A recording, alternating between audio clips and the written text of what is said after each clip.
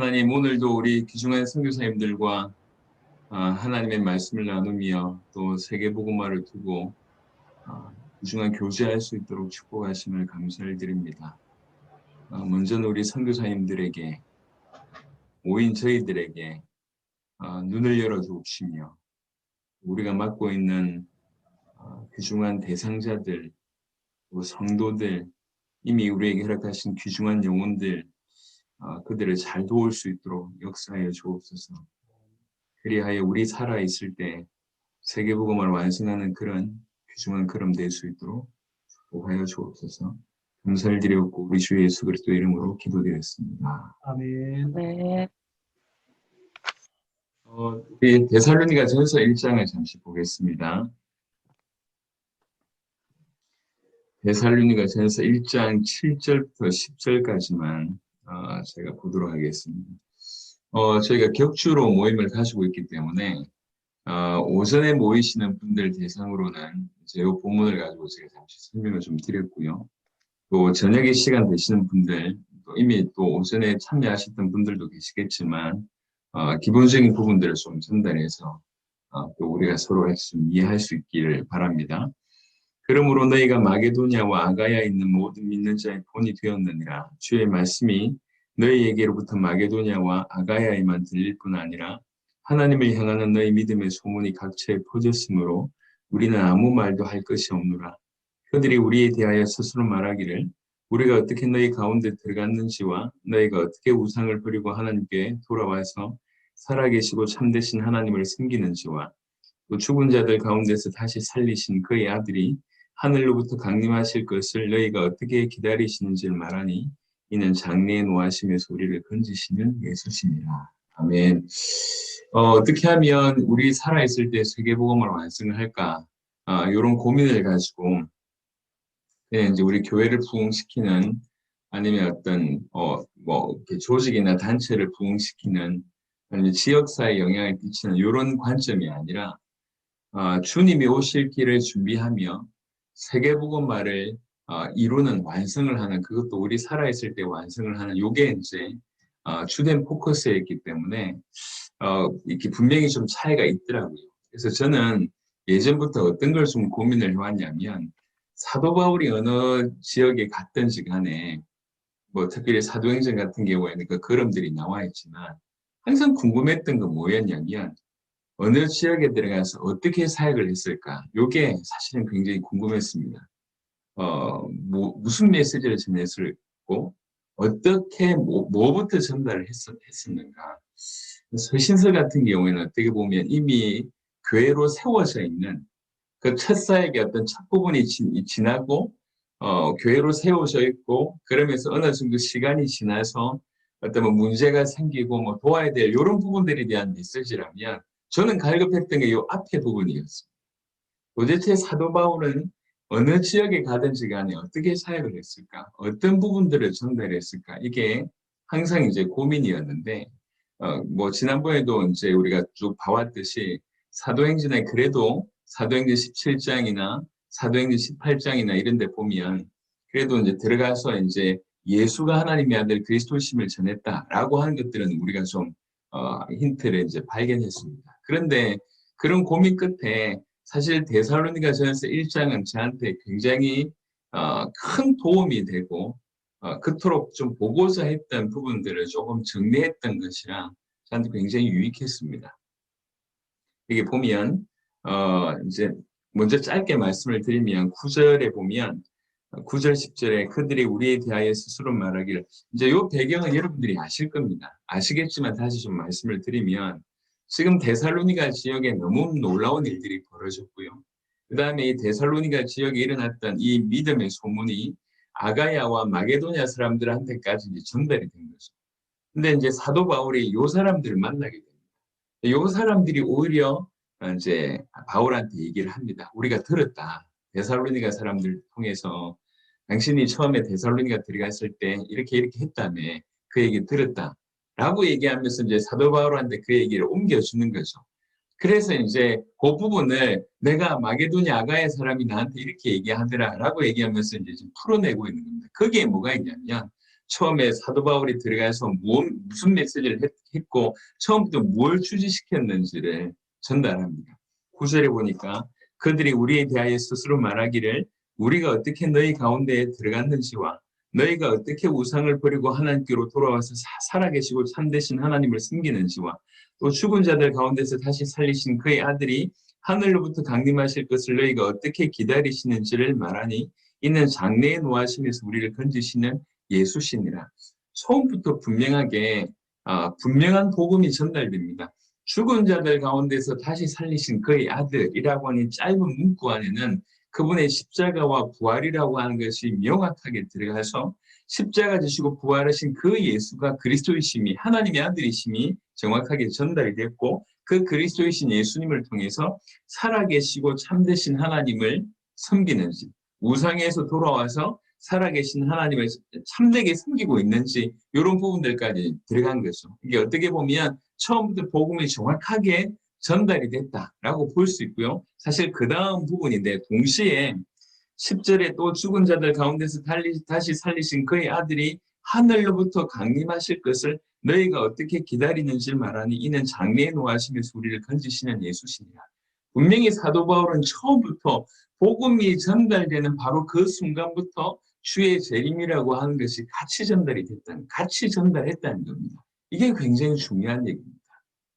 그래서 이 사도 바울을 통해서 복음을 받은 사람들은 예수님이 하나님의 아들 그리스도이심을 정확하게 믿고 그것이 발견이 되어지고 그 하나님의 아들 그리스도이신 예수님을 주인으로 모셔서 이제 하나님을 참으로 만나는 하나님의 자녀가 되는 의롭게 되어지며 하나님과 화목하게 되어지는 그런 일이 벌어져서 하나님을 섬기는 일들이 자연스럽게 그 삶 가운데 일어나고 동시에 주님의 다시 오심이라고 하는 어떻게 보면 신앙생활의 구체적인 방향까지가 정확하게 전달이 되어 있습니다. 주님의 다시 오심을 기다린다라고 얘기할 때 이건 막연한 얘기가 아닌 아주 구체화된 얘기입니다. 그래서 주님의 다시 오심을 어떻게 기다릴 수 있습니까? 마태복음 24장 14절 그냥 성경 문구로 그냥 이렇게 끼워 맞추는 게 아니고 이게 사실이니까요. 정말 주님의 다시 오심을 위해서는 뭐 해야 되겠냐?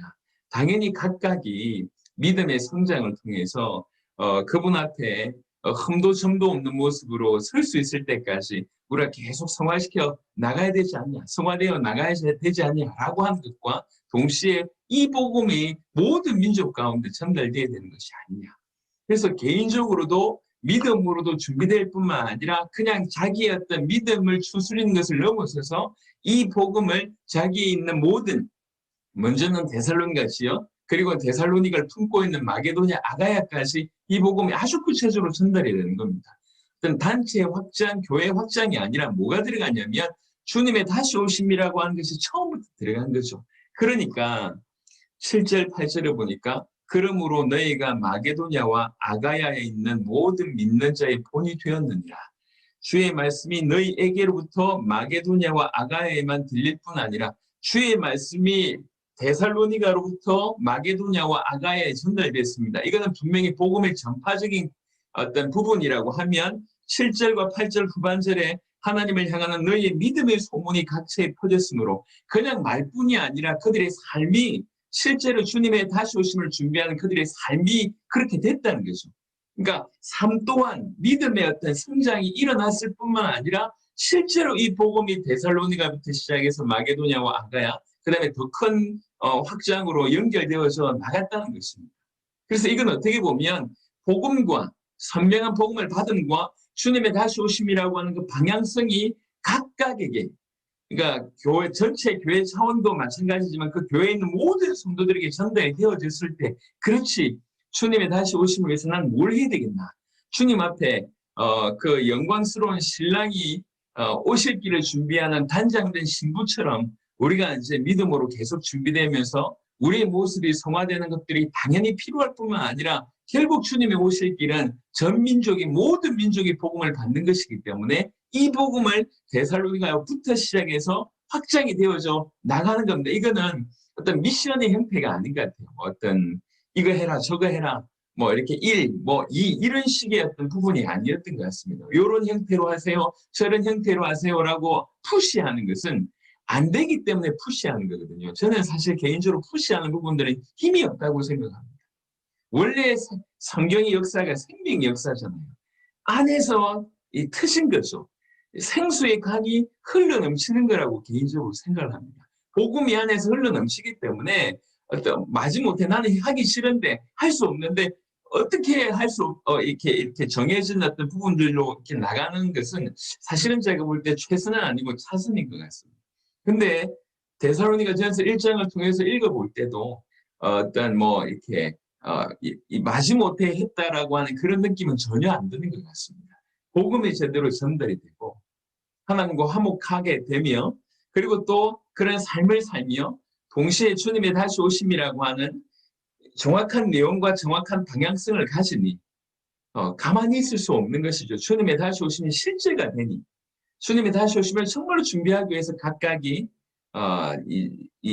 성결한 어떤 그런 모습을 취할 뿐만 아니라 이 복음을 옮겨내는, 이 복음으로 확장되는 이런 일들이 벌어졌다는 것이죠. 이런 일이 벌어진 것은 처음부터 사도 바울이 정확한 복음을 전하고 정확한 방향을 제시했다는 거예요.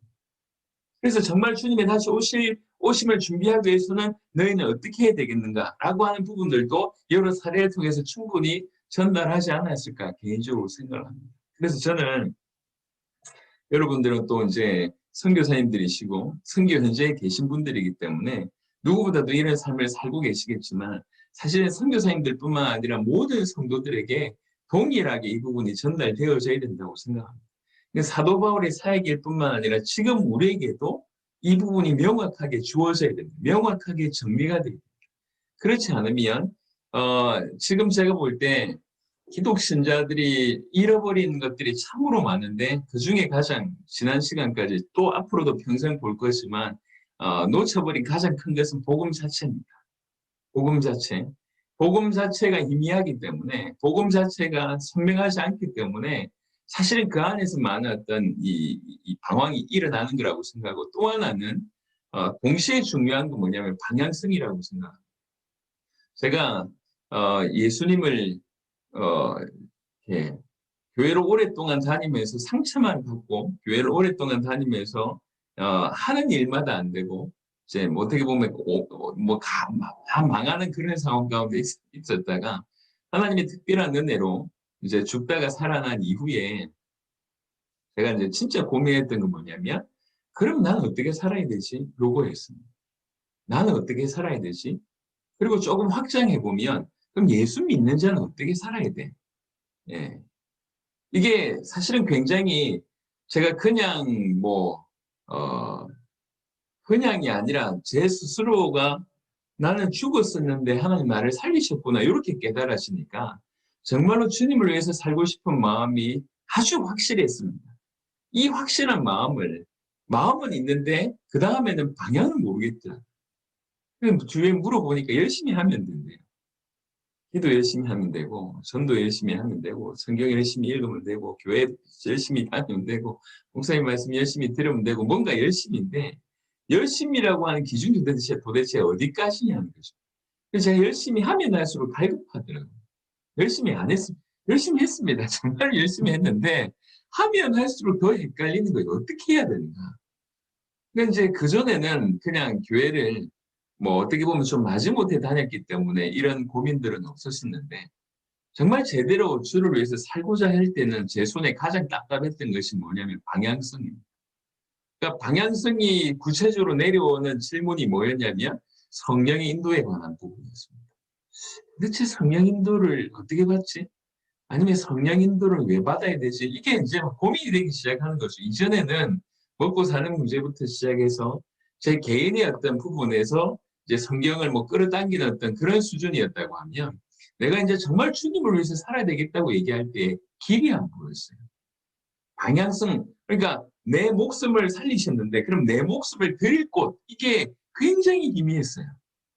근데 저는 오늘 읽었던 데살로니가전서 1장을 통해서 많은 답들을 이 안에서 정리를 하게 됐습니다. 사도 바울은 처음부터 이 데살로니가전서 1장 7절부터 10절에 보면 특별히 9절 10절에 보면 처음부터 올바른 복음을 예수가 누군지를 죽은 자 가운데서 다시 살리신이라고 하는 이 표현 안에 그분의 십자가와 그분의 부활을 통해서 십자가 주시고 부활하신 그분이 하나님의 아들이시며 그리스도이심이 명확하게 전달이 됐고 그 그리스도로 말미암아 우상에서 하나님께로 돌아오고 참되신 그리고 살아계신 하나님을 섬기는 이 복음의 내용이 복음의 내용을 처음부터 전달했을 뿐만 아니라 그와 동시에 주님의 다시 오심이라고 하는 것이 구체적으로 처음부터 정확하게 전달됐다는 것이죠. 너희가 이 복음을 받았다 하면 너희는 하나님의 자녀일 뿐만 아니라 그리스도를 머리로 둔 몸이며 또 신랑 되신 그리스도를 맞이할 신부다라고 하는 것들이 그래서 주님의 다시 오심을 준비해야 된다라고 하는 것이 여러 가지 알아야 될 옵션 중에 하나가 아니라 유일무이한 방향성이 됐다고 저는 생각합니다. 처음부터 그렇게 전달했고 그래서 이 복음을 받은 성도들과 교회는 당연히 주님의 다시 오심을 위해서 어떻게 살아야 되지 이것들이 아주 가시화됐을 거고 어떻게 살아야 되지라고 얘기할 때에 두 가지입니다. 이렇게 굳이 표현하자면 내가 주님께로 그리스도께로 장성한 분량에 내 개인이 이르는 한 부분 또 주님의 오실 길은 천국 복음이 모든 민족에게 전언되는 부분이기 때문에 개인적으로 주님 앞에 성장하는 것과 이 복음을 전 세계에 옮겨내는 부분들이 틀림없이 같이 갔다는 거죠. 처음부터.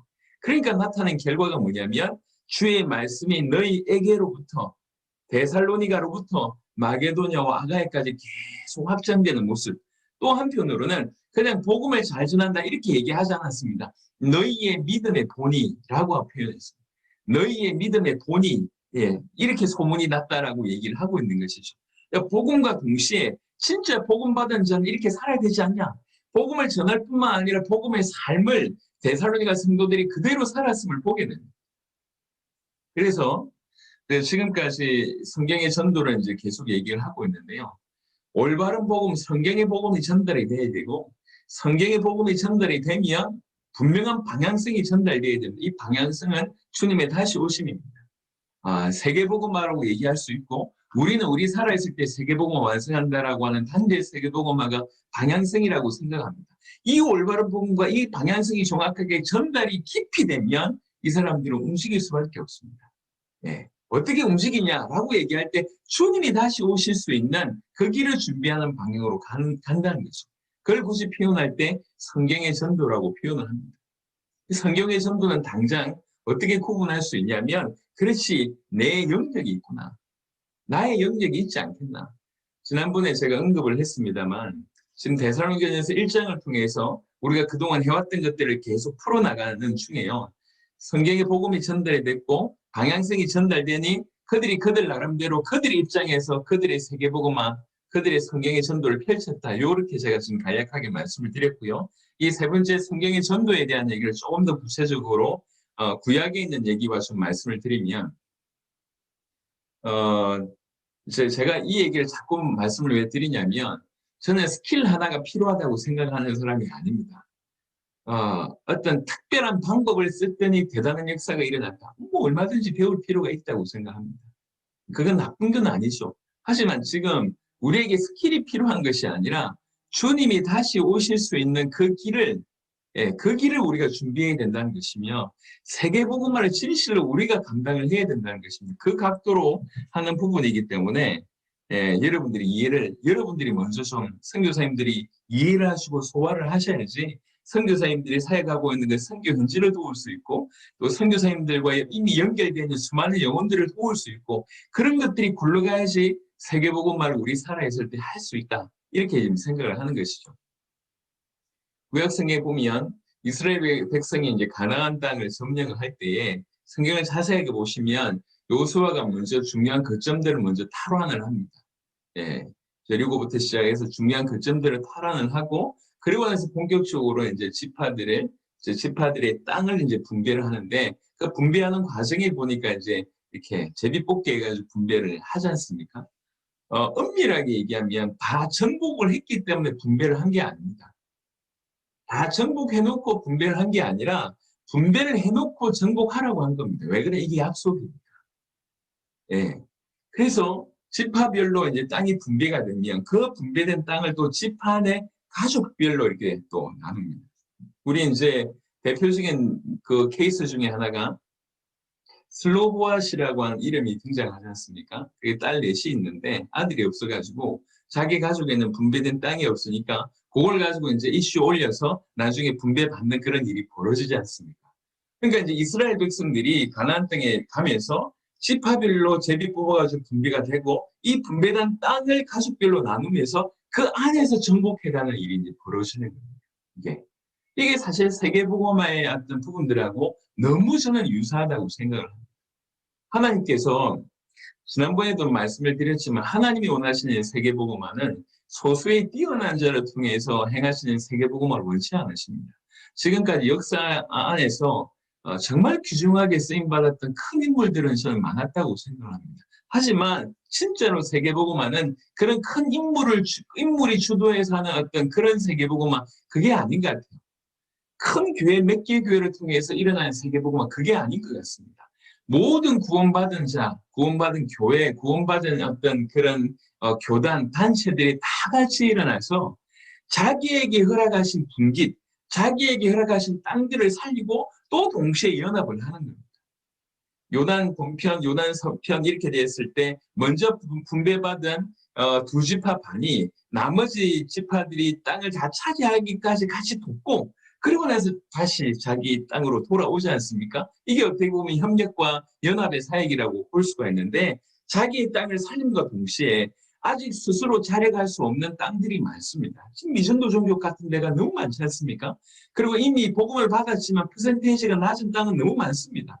그 땅들은 스스로 살려낼 수가 없기 때문에 이미 구원받은 또 힘이 있는 하나님 은혜를 주셨던 우리들이 더 연합해서 그들을 돕고 또 우리들 자체도 서로 연합할수록 유익하기 때문에 자기에게 맡겨준 땅을 정말 성실하게 살려내되 동시에 이렇게 협력을 하는 겁니다. 이건 우리가 어떻게 보면 좀 상식적으로 알 수 있는 부분이 같아요. 그래서 저는 처음부터 이런 생각이 있기 때문에 뭐 그냥 지나가는 말로 얘기를 좀 드리면 저는 그래서 뭐 유명해지고 싶은 마음이 별로 없습니다. 어떤 큰 뭐 단체가 되고 세력에 대해서 그 앞에서 주도하고 끌고 가고자 하는 그런 마음이 별로 없습니다. 그리고 더 깊은 마음은 내 같은 게 주도해 가지고는 안 된다는 생각을 제가 일찌감치 하고 있습니다. 그래서 처음부터 이런 마음이기 때문에 정말 복음 받은 사람들이 협력해서 눈덩이가 굴러가듯이 굴러갑니다. 한 명이 끌고 나머지가 따라간 형태로는 사단이 볼 때는 기가 막히게 쉬운 방법이거든요. 이 한 놈만 없애면 되는 거잖아요. 큰 사역을 벌였던 뭐 많은 리더들 중에 이분이 타격당함으로 말미암아 그 사역이 무너진 일들이 너무 많잖아요. 이런 일들이 지금 계속 벌어지고 있거든요. 세계복음화 사실은 불가능합니다. 혹시 한 명이 타격을 당한다 할지라도 이 사역은 문제없이 굴러가야 돼요. 그래서 저는 처음부터 세계복음화는 같이 굴러가야 된다고 생각을 처음부터 계속 해왔습니다. 왜 그러냐면 주님이 원하시는 세계복음화는 구원받은 모든 자에게 허락하신 자기의 땅을 살려내면서 동시에 연합한다는 것이죠. 그래서 이거는 선교사님들뿐만 아니라 목회자들뿐만 아니라 성도들도 그러해야 합니다. 성도들도. 하나님께서 각각에게 어떻게 보면 어떤 뭐 이렇게 달란트의 차이는 있겠죠. 어떤 사람은 5달란트를 주고 어떤 사람은 2달란트를 주고 분명히 그릇의 차이는 있는 것 같습니다.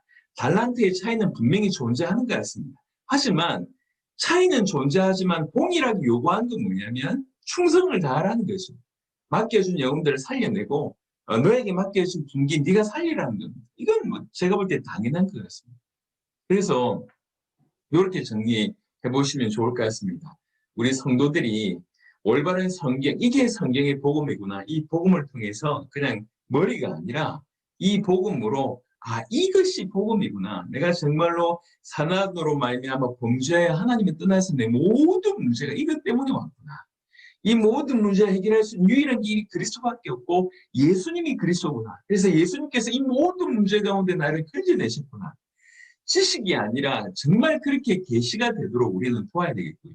그래서 올바른 복음의 계시가 들어가면 사람들은 압니다. 이 복음이 나를 살렸다고 하면 이 복음이 전 세계를 살릴 수 있다라고 하는 것들이 자연 발생적으로 이 안에서 일어납니다. 복음이 크게 보이기 시작을 합니다. 누구든지 이 복음이 필요하다라고 깨달아집니다. 그래서 성도들로 하여금 계속 이 복음이 올바로 깊이 깨달아질 수 있도록 전달하고 그리고 이 복음을 받은 자에게 처음부터 정확한 주님의 다시 오심이라고 하는 것들이 전달되게 하면 성도들이 올바른 복음과 올바른 방향이 주어졌지 않습니까? 그러면 어떻게, how가 뭡니까? 어떻게 하면 됩니까? 올바른 복음 믿고 주님의 다시 오심을 내가 위해서 살고 싶은데 어떻게 하면 됩니까? 라고 얘기할 때 그때 할 수 있는 게 뭐냐면 성경의 전도를 통해서 세계복음화를 구체적으로 하자. 성경의 전도를 가지고 세계복음화 하는데 먼저는 하나님 너에게 주신 땅이 있다. 나의 세계복음화. 이게 무슨 말이냐면 나의 땅이라고 하는 것이 복잡한 얘기가 아닙니다. 하나님께서 이미 나에게 붙여주신 영혼들 있지 않습니까? 내 가족도 있을 것이고 우리 지인들이 있을 것이고 매일 만나시는 사람들이 있을 겁니다. 그런 어떤 사람들이 땅일 수 있고요. 또 한편으로는 우리가 머물고 있는 지역이 땅일 수 있습니다. 우리가 늘 머물고 있는 하루 이틀, 뭐 1년, 10년 머물고 있는 그 땅에 하나님의 계획이 있지 않겠냐는 거죠. 우리가 머물러 있는데. 그러니까 그러면 이 마을 전체를 어떻게 살리지?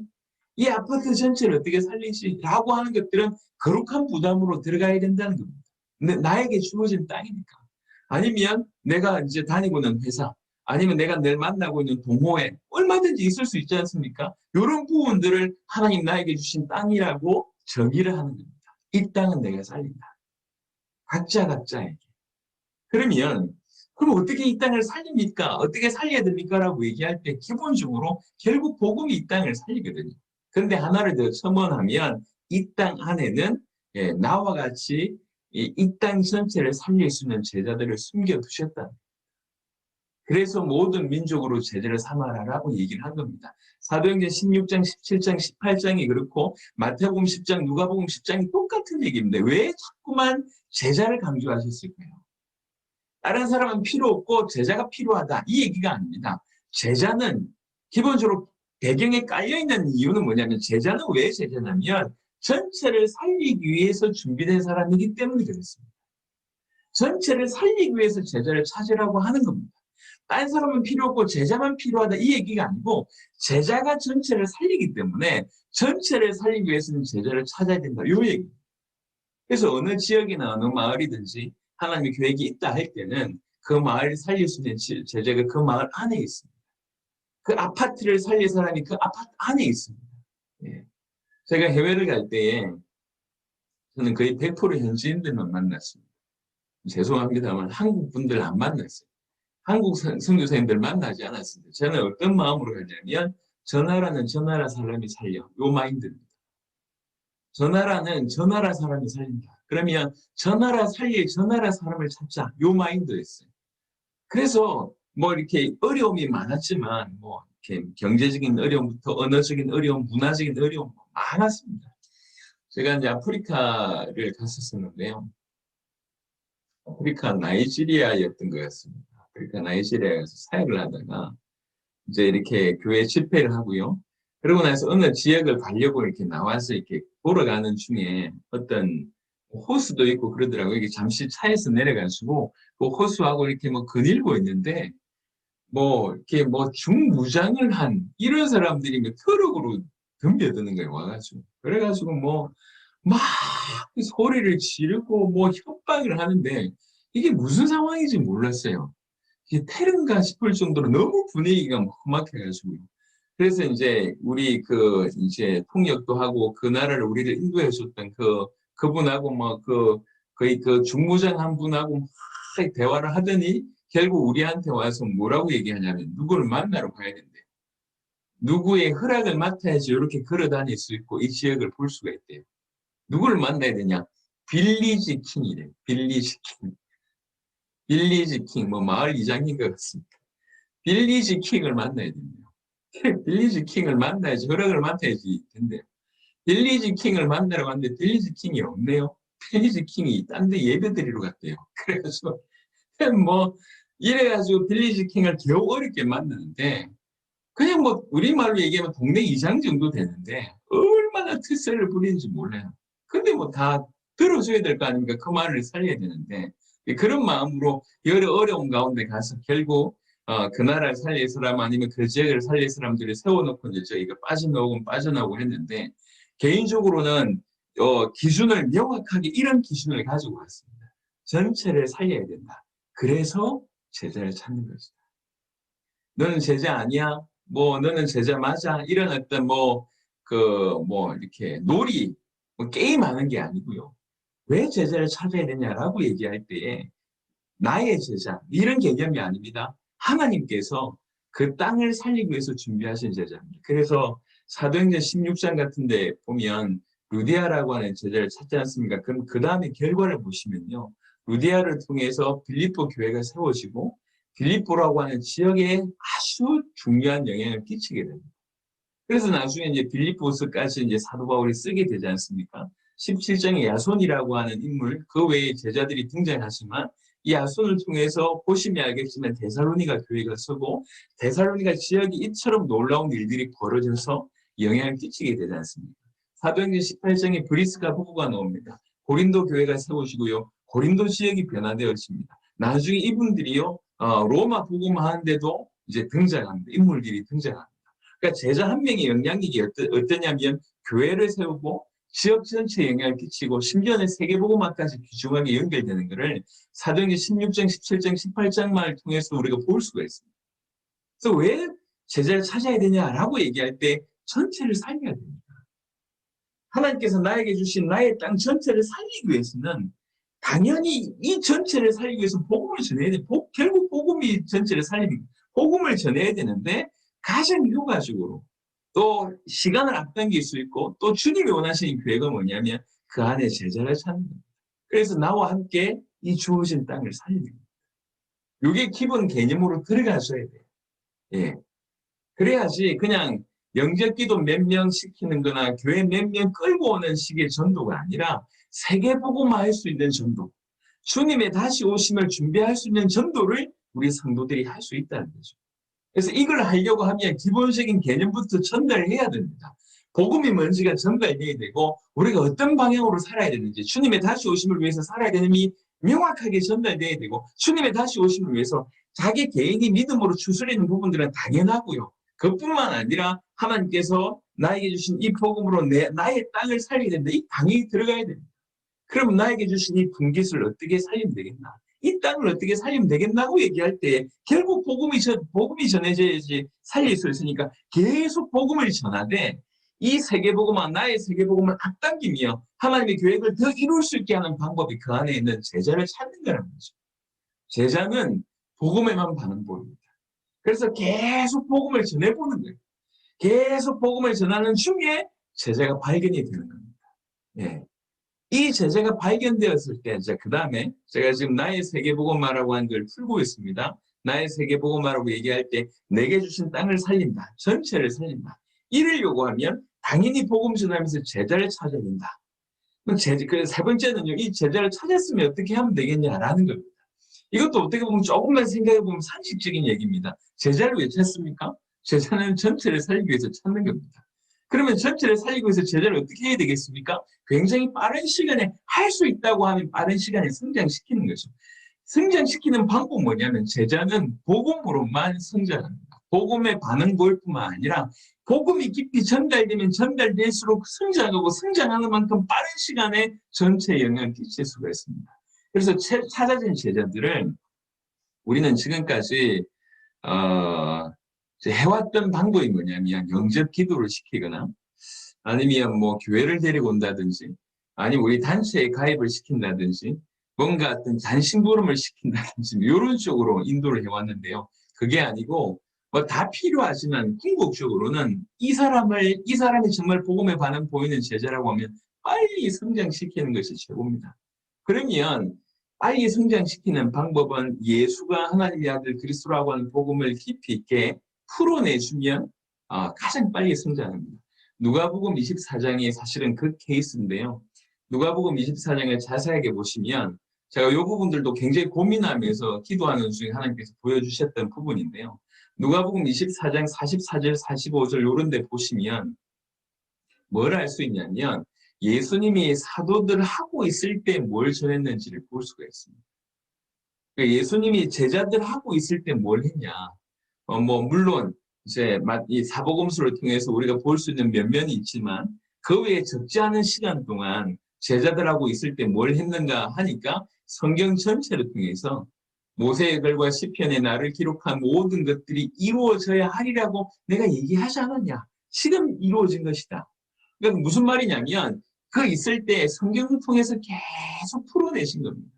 구약을 통해서 이 구약이 이것이 나에 대한 얘기고 이렇게 이루어질 것이다 라고 얘기했는데 내가 그때 니네들하고 있을 때 그래 얘기하지 않았냐? 그게 지금 이루어진 것이다 라고 얘기를 합니다. 그리고 누가복음 24장에 조금 앞에 보면 엠마오 마을로 가는 그 두 제자 있습니다. 그 두 제자에게도 동일하게 성경 전체를 통해서 당신이 누군지를 풀어냅니다. 이 두 가지가 사실 똑같은 얘기예요. 똑같은 얘기인데 중요한 건 뭐냐면 누가복음 엠마오 마을로 가는 그 두 제자가 고백하기를 길에서 그분이 그 예수님이 우리에게 성경을 풀어주실 때 우리 마음이 뜨겁지 아니하느냐 이렇게 나옵니다. 풀어준다는 얘기는 이상하게 해석한다는 얘기가 아닙니다. 풀어준다는 말이 오늘날 이단들이 많이 사용하고 사이비가 많이 사용해가지고 이 의미가 굉장히 퇴색됐는데 풀어주는 것은 정확하게 예수님이 하나님의 아들 그리스도인 이 복음을 성경 전체를 통해서 풀어내는 겁니다. 이 사도행전 17장에 사도 바울도 그렇게 풀어서 설명했다는 부분들이 2절, 3절에 나와집니다. 그러니까 성경의 목적 그대로를 정확하게 풀어내는 겁니다. 예수가 하나님의 아들 그리스도이심과 이것을 믿게 하기 위해서 성경을 풀어내는 것이죠. 그래서 이럴 때에 마음이 뜨거워지는 겁니다. 지금 우리가 찾은 제자들한테도 동일하게 이런 일이 있게 해야 된다는 거죠. 딴 얘기가 아니고 그들에게 예수님이 하나님의 아들 그리스도이심을 계속 풀어서 그들의 마음이 뜨겁게 하고 사도들에게 했던 것처럼 엠마오마을로 가는 그 두 제자에게 했던 것처럼 그 일을 하자는 겁니다. 가능하면 제일 좋은 것은 성경을 통해서 예수님이 하나님의 아들 그리스도의 심을 풀어내는 것이 가장 좋습니다만 사실 목회자님들, 선교사님들은 얼마든지 이 일을 할 수 있지만 우리가 세계복음을 앞당기기 위해서는 우리뿐만 아니라 우리 모든 성도들도 이 일을 감당을 해야 될 거 아닙니까? 그래서 어떻게 보면 어떤 기본적인 어떤 이 틀이라고 하는 것이 없으면 그냥 은혜 받은 것 전달하면 위험할 수가 있습니다. 이 곁길로 할 수가 있지 않습니까? 그래서 고민하다가 집필을 한 것이 그게 27강입니다. 그러니까 이제 이 찾아낸 제자하고 한 번 만났을 때마다 한 강의씩 할 것을 제가 염두에 두고 그러면 이제 이 보통의 제자들은 반드시 어떤 반응이 오냐면 이 복음이 자기에게 생명이 되지 않습니까? 가만히 있지를 않습니다. 틀림없이 복음을 옮겨내는 역할을 합니다. 그럼 사람을 데리고 오든지 아니 본인이 가서 전도하든지 이런 일이 벌어져요. 사람이 데려오게 되면 나는 이 사람하고 지금 이제 이 모임을 하는데 이 모임을 이렇게 지속적으로 풀어주는 모임을 표현으로 누가복음 10장의 표현으로 평화의 집이라고 제가 언급을 합니다. 지속적으로 예수가 그리스도이심을 풀어내는 어떤 그런 모임 이렇게 생각하시면 되겠습니다.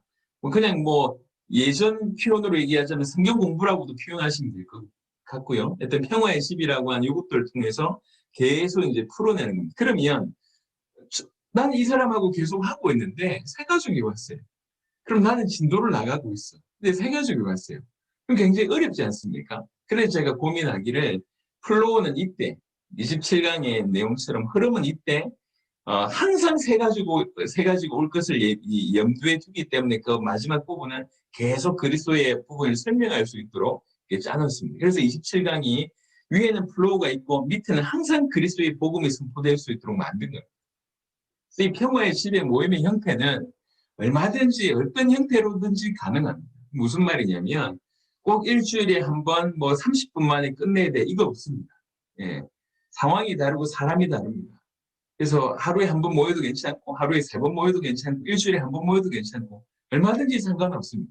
중요한 것은 포커스가 뭐냐면 이 제자에게 예수님이 하나님의 아들 그리스도이심을 빠른 시간 내에 풀어내서 이 제자가 성장하게 하는 데 목적이 있습니다. 더불어 이 제자와 함께 사모하는 사람들이 같이 온다고 하면 금상첨화죠. 더 말할 나위 없습니다. 그래서 평화의 집은 계속 지속해야 되냐? 그럴 수도 있고 안 그럴 수도 있습니다. 이 사람하고 지속하다 보고 계속 문이 열린다고 하면 계속 지속되고 확장될 수도 있지만 상황이 안 돼서 몇 번 모임하고 나서 그만둘 수도 있습니다. 상관없습니다. 그러니까 이제 어떻게 보면 이건 부가적인 거죠. 포커스가 모임을 지속했냐 안 했냐 몇 시간 했냐 안 했냐 그건 중요하지 않습니다. 제자를 세우는 거예요. 제자를. 빠른 시간에 제자를 세워서 이 제자를 통해서 전체가 살아나게 하면 좋겠다는 거죠. 자, 요런 개념 가운데 제 마음에 어떻게 하면 좀 속도로 좀 앞당겨 볼 수 있을까? 속도로 좀 앞당겨 볼 수 있을까? 제가 이제 그 T4T를 좀 보면서, 지금 T4T가 일어난 일들을 보면서 참 놀랍다, 참 귀하다, 이런 생각이 들었습니다. 그래서 오늘 복음을 받고, 그 다음에 내일부터 바로 이제 자기가 알고 있는 그 사람들 중에 5명 명단 뭐 이렇게 정해가지고 일주일 안에 5명한테 전해야 되고 뭐 이렇게 이런 거 나름대로 규례를 가지고 이제 하는데, 굉장히 빠른 시간에 어떤 약 3개월 만에 18대까지 어떤 뭐 내려갔다 이런 얘기도 들었습니다. 참 놀라운 얘기다. 이렇게 빠르게 확산되는 것은 참 귀중한 얘기다 생각이 드는데 그 깊이에 대해서는 퀘스천 마크가 많습니다. 하지만 역사에 대해서는 충분히 박수 쳐드리고 배울 것은 우리가 배워야 되겠다는 생각이 들었습니다.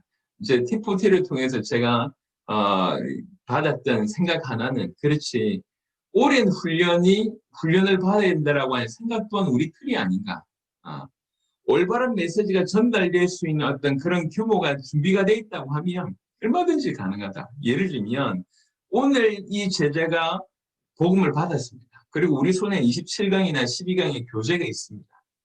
그러면 오늘 이 사람이 나하고 나누는데 다음 주에 이 사람하고 만나기까지 이 A라고 하는 제자가 가만히 있지 않고 이 복음을 막 전하기 시작을 해요. 그러면 문들이 계속 열릴 거 아닙니까? 그럼 이 모임에 우리와 하는 모임에 못 데려오는 상황이 벌어질 건데 그럴 땐 차라리 이 A라고 하는 제자하고의 모임, 그 다음에 A라고 하는 제자를 통해서 구성된 모임은 계속 우리와 하되 이 A가 연 또 다른 모임은 본인이 인도할 수 있도록 하는 것이 훨씬 유익하다. 왜 그러냐? 일단 교제라고 하는 틀이 있고요. 그리고 우리가 먼저 이분을 계속 도울 수 있는 모임이 먼저 선행되기 때문에 오늘 들은 거 뭐 이렇게 한 주간 옮겨내도 되는 거니까요. 이렇게 하면 제가 볼 때 어떤 유익이 있냐면 말씀을 듣기만 하는 자하고 말씀을 들을 뿐만 아니라 옮겨내는 말씀을 해야 될 자는 성장이 굉장히 다릅니다. 굉장히 빠릅니다. 말씀을 실제로 전달해 본 자는 일단 자사도 다를 뿐만 아니라 말씀을 전하면서 본인이 살아나지 않습니까? 우리는 그런 걸 많이 경험해 봤지 않습니까? 그럼 굉장히 빠른 속도로 세계복음화를 좀 앞당길 수 있겠다는 생각이 듭니다. 그래서 오랜 기간 훈련시키면 유익하긴 하겠지만 우리도 돌이켜보면 언제 가슴이 뜨거웠냐면 처음 복음 받았을 때. 이 복음이 처음 막 부딪혀왔을 때 그때 가장 뜨거웠지 않습니까? 근데 그때 뜨거웠는데 어떻게 해야 될지 모르고 막 훈련받다 보니까 훈련받는 1년 반, 2년 동안 식어버려, 이게. 그래서, 이건 아니다. 그 뜨거운 가슴 가지고 막 바로 입에 틀을 우리가 잡아주면 되니까. 그러니까 아무 말 하지 말고 이게 교제라고 하는 부분들이 정해져 있고, 요거 가지고 성경같이 보면서 풀어내면 되고, 또 뒤에 이 제자를 찾았던 우리 사역자들이 있기 때문에 이건 얼마든지 가능하다는 생각이 듭니다. 그러면 이 평화의 집이라고 하는 이 모임들이 아주 빠른 시간에 확산되지 않겠는가 이런 생각이 듭니다. 그래서 제가 지금 이제 조금 늦게 들어오신 분들도 있고 해서 다시 좀 정리를 좀 해드리도록 하겠습니다. 제가 선교 선생님들 만난 이유는 하나입니다. 우리 주님의 다시 오심을 같이 준비하자. 그 이유밖에 없습니다. 그래도 우리가 1월 달부터 지금까지 우리 한 4개월 만나왔지 않습니까? 그러면 이제 여러분들이 그래도 예민하신 분이시기 때문에 제가 어떤 동기가 있는지를 여러분들이 다 판단을 하셨을 겁니다. 제 말 이래가지고 자기 조직 만들려고 한다든지 어떤 걸 하려고 한다든지 여러분들이 아마 다 평가를 하셨을 겁니다.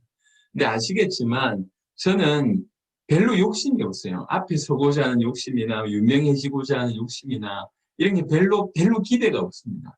뭐, 이 어린 나이에 어떤 영향을 끼치는 자리에 서봤고, 뭐, 회장이란 회장은 다 해보고, 그리고 이제 짧은 시간에 우리나라를 벗어나서 해외에 많은 사역들을 해보고, 수많은 방송국에 가서 메시지를 해보고, 하나님께서 짧은 시간에 많은 경험을 해보면서, 앞에 서는 게 저한테 그렇게 매력이 있지 않습니다. 저는 그게 별로 중요하지 않습니다. 사람들이 저를 몰라줘도 괜찮고, 유명해지지 않아도 괜찮고, 영향력이 없어도 괜찮고, 지금 현재 교회 수준에서 더 이상 부흥하지 않아도 괜찮습니다. 상관없습니다. 저는 오직 어떻게 하면 주님의 다시 오심을 준비할 수 있을까? 하나님께서 먼저 알게 하셨기 때문에 이걸 어떻게 다시 풀어낼 수 있을까? 이 마음 말고는 전혀 없습니다. 그래서 제가 숫자가 많이 모이거나 적게 모이거나 상관없이 계속 중심 있게 말씀을 드린 이유는 사실 여러분들 중에 한 명이라도 풀어낸다고 하면 저 혼자 하는 게 2배가 되지 않습니까? 여러분들 중에 10명이 해주시면 저 혼자 하는 것보다 10배가 될 거 아닙니까? 우리는 무조건 이기기 때문에. 그래서 중심 가지고 지금 이렇게 말씀을 나누는 거예요. 그래서 시작을 우리 교회, 우리 단체 내 사역을 어떻게 성장시킬까라고 하는 생각이 계신 분들은 도움이 되실지 모르겠지만 안 맞는 얘기입니다. 지금 저희하고는. 우리는 기준 자체가 어떻게 하면 끝낼까 세계복음화. 이게 기준입니다. 예, 어떻게 하면 세계복음화를 끝낼 수 있는 뭔가를 가지고 시작할까 이겁니다. 그러니까 진짜로 성경 그대로의 복음이 아니면 세계복음화 불가능합니다. 그리고 각각의 구원받은 모든 자가 주님의 다시 오심을 사모하면서 구체적으로 그런 삶을 살지 않으면 불가능합니다. 그래서 올바른 성경의 복음을 가지고 주님의 다시 오심을 준비하는 것, 즉 주님의 다시 오시려고 하면 이 복음이 온 천하만국에 전파되어야 될 뿐만 아니라 우리 자신도 우리 자신을 추스리면서 주님이 원하시는 그리스도의 장성한 분량이 이루어야 된다는 것이죠. 우리 성도들, 우리뿐만 아니라 우리 성도들이 이게 분명히 장착되어야 됩니다. 그러니 우리 성도들이 성경의 복음이 있고 주님의 다시 오심이라고 하는 분명한 방향성이 있으면 그럼 어떻게 하면 되겠냐라고 하는 하우가 여기서 나와집니다. 그 하우를 지금 우리는 다루고 있습니다. 성경의 전도라고 하는 세 번째 부분으로 다루고 있는데 이 성경의 전도라고 하는 부분들은 복잡하지 않습니다. 전체를 살리기 위해서 전 세계 복음하기 위해서 하나님 나에게 주신 분깃 그건 내가 살린다. 그러니까 모든 사람이 자기 땅을 살리는 거예요. 가나안 점령하는 모든 지파가 자기의 지파를 살리고 그 지파 안에는 가족들은 또 자기 가족의 분깃을 살리는 겁니다. 나에게 주신 땅 내가 살린다. 이게 아주 정상적인 거 아닙니까? 그래서 구원받은 자에게 주신 땅이라 할 때 눈을 들어보면 하나님께서 이미 붙여주신 영혼들이 있을 것이고 늘 머물고 있는 처소들 아니면 지역들이 있을 거 아닙니까? 이건 자기가 당연히 살려야 되는 것이지. 누가 대신해 주는 거 아닙니다. 우리가 살려야 될 거 아니에요. 당연한 거 아닙니까? 그렇다고 하면 그냥 목적 없이 몇 명 영접시키고 몇 명 교회를 데리고 온 이게 아니라 어떻게 하면 전체를 살리지? 내가 알고 있는 모든 사람 내가 어떻게 다 살릴 수 있을까? 내가 머물고 있는 동네 어떻게 다 살릴 수 있을까? 분명히 복음을 전해야 되고 복음 전하면 전해서 이걸 다 살려야 되는데 어떻게 하면 될까? 생각 자체가 학교를 다니면서 제가요 대학을 다니면서 어떻게 하면 그때 제가 다녔던 희양대학이 학생이 한 5천 명 정도 됐습니다. 5천 명 정도 됐는데 내가 학교를 다니면서 이 5천 명 있는 모든 사람들에게 어떻게 복음을 전할 수 있을까? 5천 명을 일일이 다 만날 수는 없지만 어떻게 하면 저 안에 예비된 영혼들을 건져내는 역할들을 할 수 있을까? 이제 고민하다가 제가 12시마다 정오 찬양을 했어요. 12시마다. 저희는 건물이요. 이렇게 이제 여러 건물이 있는데 이 본관이 어떻게 생겼냐면 이렇게 디귿자로 생겼어요. 본관이 이렇게 디귿자로 크게 생겼고요. 그 다음에 사회과학대가 이렇게 옆에 되어 있습니다. 여기 한가운데가 운동장이에요. 이 운동장이 굉장히 큽니다. 이렇게가 100m가 넘으니까요.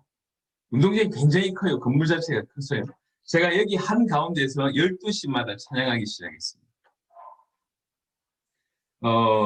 중심에 있는 몇 명들하고 적게는 한 2~3명, 많게는 10몇 명이 항상 12시에서 12시 30분 찬양을 했습니다.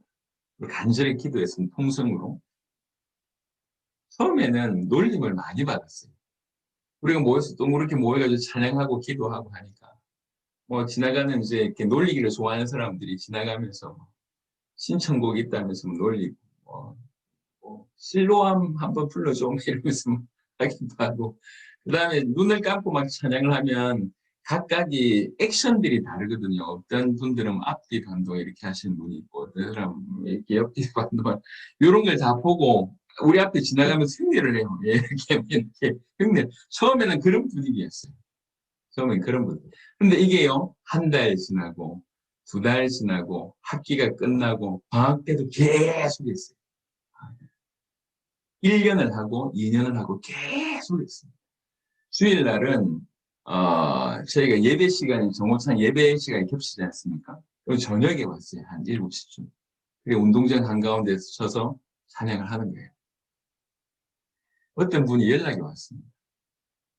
제발 비 오는 날 밤은 찬양을 안 하면 안 되겠냐.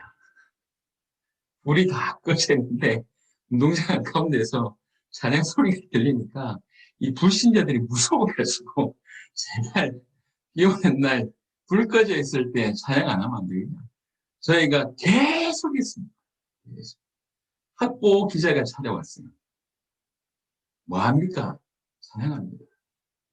왜 하는데요? 흑암을 끊고 하나님께 영광 돌리기 위해서 합니다. 언제까지 할 건데요? 주님 오실 때까지 합니다. 예? 주님 오실 때까지. 그러니까 학보 기자가 기가 막힌 거예요. 제 학보에 4번 났습니다. 4번.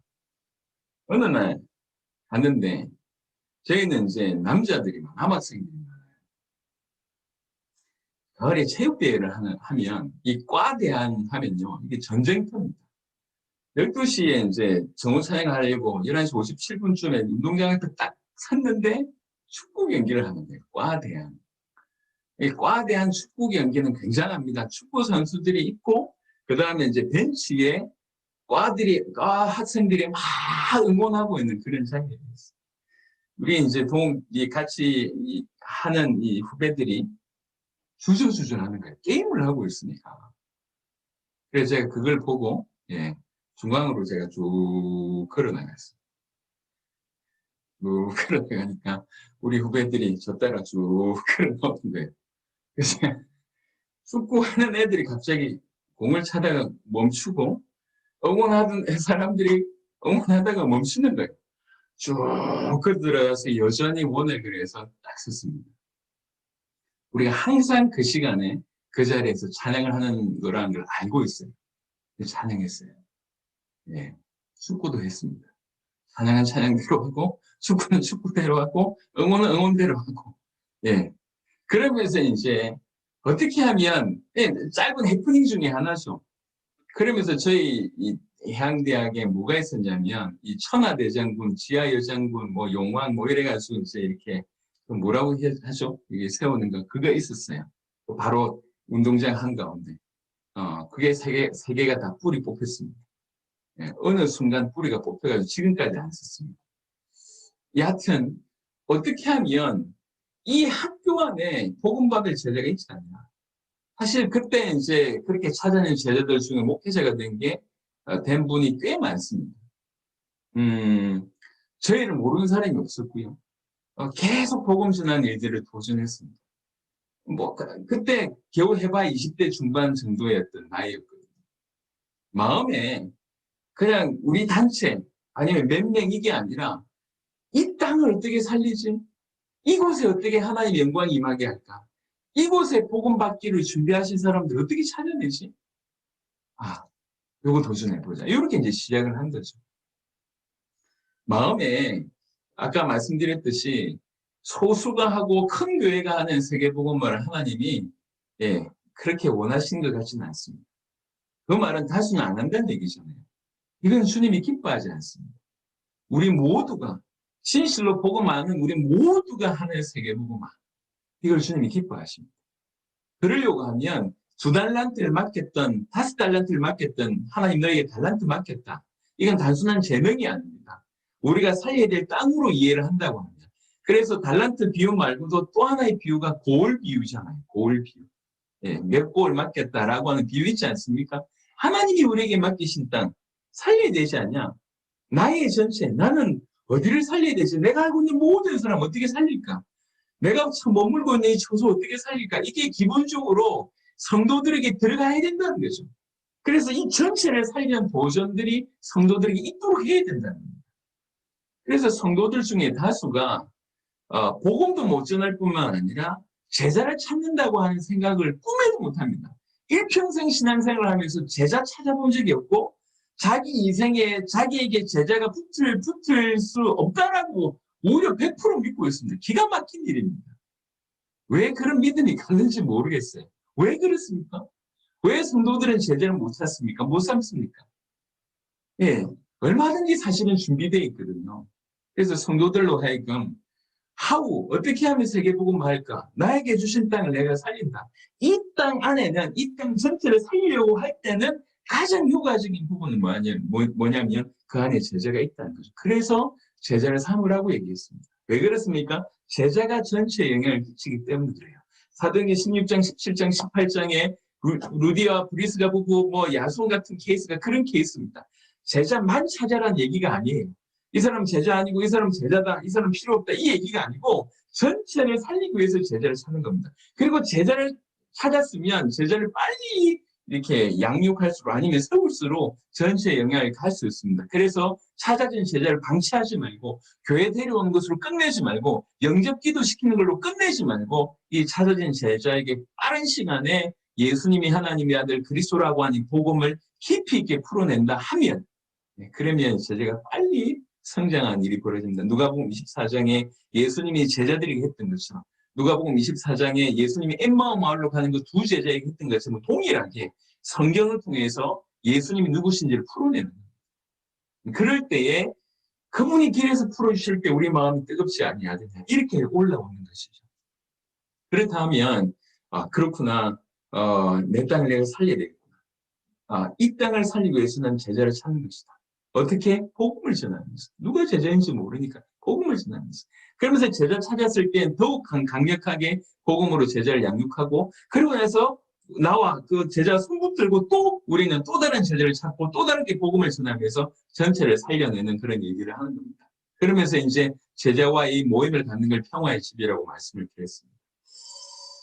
제가 오늘 여러분들에게 이제 그동안 해왔던 부분들을 계속 좀 언급을 좀 드렸는데요. 제가 이제 지금 우리 김영권 선교사님께 글로서 정리된 문서를 드렸습니다. 제가 지금 여러분에게 말씀드리고 있는 이 부분들, 지금까지 계속 해왔던 부분들을 전 세계 제자들에게 알리려고 하면 이렇게 음성으로 된 메시지, 영상으로 된 메시지도 필요하지만 글로 정리가 필요하겠다 싶은 생각이 들어서 지난 몇 주간 좀 정리를 했고요. 웬만큼 조금 수정 보완을 해서 일단 이제 여러분에게 공식적으로 오늘 이제 드릴 겁니다. 김영권 선교사님한테 개인적으로 부탁을 하시길 바랍니다. 전체에 공지를 해봐야 제가 볼 때 별 유익이 없을 것 같습니다. 모르는 사람은 그냥 별 개념 없이 이제 할 거기 때문에 자료의 어떤 그 귀함을 모를 수 있겠다 싶어서 이제 그 요청하신 분들한테 드리는 것이 맞겠다 싶고요. 그리고 나서 이제 요건 바로 번역 들어갔습니다. 아마도 오늘 내일 안에 영어 버전과 스페니시 버전이 나올 것 같습니다. 우리 홍가인 목사님한테 부탁을 드렸고 이번 주간 안에 다 해주시기로 하시기 때문에 다음 주면 이제 영어로 된 버전이 아마 나올 것 같습니다. 그 버전도 여러분들하고 공유를 할 테니 여러분들이 충분히 소화를 하시고 소화된 부분들을 먼저 여러분의 어떤 선교 현지에 있는 분들과 시작을 하시고 그 다음에 이제 선교사님들의 우리의 만남들이 있지 않습니까? 여러분들의 지인들이나 이런 부분들에도 이제 적용을 좀 해보셔서 어떻게 하든지 우리는 우리 세대 세계복음화 요 하나를 위해서 우리 각자가 도전하고 또 협력해서 세계복음을 완성하면 좋겠다는 생각이 듭니다. 데살로니가서 1장을 제가 설명을 드렸지만 여러분 개인적으로 한번 소화를 좀 해보시기 바랍니다. 사도 바울이 처음부터 데살로니가 지역을 어떻게 사역했을까? 요게 제가 볼 때 여러 사역의 모델인 것 같습니다. 처음부터 복음을 전했고 처음부터 주님의 다시 오심을 분명히 전달했고 이것들이 전달되니 어떤 일이 벌어졌는가? 데살로니가 성도들이 당연히 그들을 통해서 복음이 확산된과 동시에 주님의 다시 오심을 위해서 자기를 깨끗하게 하는 믿음의 삶이 그들에게 그대로 나왔습니다. 이게 1장 7절부터 10절에 있는 내용입니다. 이 내용이 다 나와 있습니다. 이 내용이 사실은 모든 지역에서 그대로 사도 바울이 그대로 풀어냈던 규례가 아닌가 생각합니다. 선교사님들에게 깊이 소화되는 그런 은혜가 있기를 바랍니다. 잠시 기도하고 여러분들의 나눔을 좀 듣는 시간 갖도록 하겠습니다. 하나님 감사합니다. 주님, 우리 살아있을 때 주님 오시기를, 우리 살아있을 때 세계복음화 완성하기를 간절히 소원합니다. 주님, 남은 날을 계속하면서 올바른 방향을 가지고 정말로 제대로 준비하여 사역 감당할 수 있도록 축복하여 주옵소서. 성경의 복음으로 성경이 말하는 그 복음으로 무장하게 하시며 주님의 다시 오심을 우리 모두가 바라보고 또 준비하는 그런 인생 되게 하시고 주님 다시 오실 길을 준비하되 나의 세계복음을 감당하는 성경의 전도를 통해서 나의 세계복음을 감당하는 형태가 이루어질 수 있도록 역사하여 주옵소서. 감사를 드렸고 우리 주 예수 그리스도의 이름으로 기도드렸습니다. 아멘.